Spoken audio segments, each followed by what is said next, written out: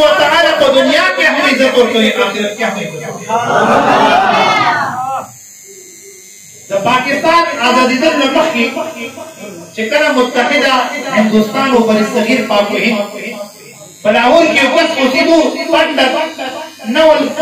کشور پنډت نول کشور هغه به د قرآن مجید چپایي کوله قرآن مجید چپول کار دغه کمپنی وه دغه پنډت طریقه دا وه چې د پنجاب ډېر حافظان یې راجمع کړي د قاري عبدالرحمن او قاری شاهد صاحب شانتی تکړه تکړه حافظان یې راجمع کړل او بیا حافظانو پر نگرانی کې د قرآن مجید چپایي کېدله او بیا چې کوم فیکټري کې کوم کارخانه کې کوم هغه کمرې کې چې دا کار کېدو دوی داسې مسلمانانو ته مقرر کړي وو تنخوا ورکوله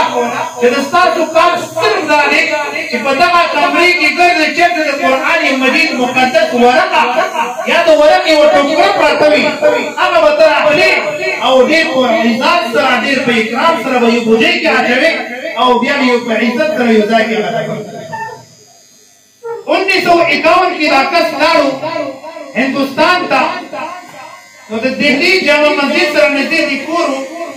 په 1951 کې دا هندو مړ شو تاسو ته پته دی چې ما خپل مرداران څه کوي نواز را څه کوي نو چې کله دا مړ شو د دې چټۍ راواخسته جنازه یې راواخسته شمشاد ګام ته روان شول کله چې شمشاد ګام ته ورسوله نو په لرګو باندې پاسه د دې چتا د دې باډي دغه لاش دای کېدول او په دې باندې د هغو رسم مطابق تیل واچول غوړي څولل کې په واچول او بیا یې ورته ماچس تیرې ورته ولګول خو پورې نه تیرې پورې نه دا خبره ډېره زیاته خوره شوه معزز کس د دهلی جامع مسجد امام لدی ملګری و دغه هندو سره مراسم او تعلقات چې هغه ته پته ولګي دا په منډه منډه راغل او شمشاد ګاټ کې چې کوم لواحقین د دختسو د هندو لواحقینو ته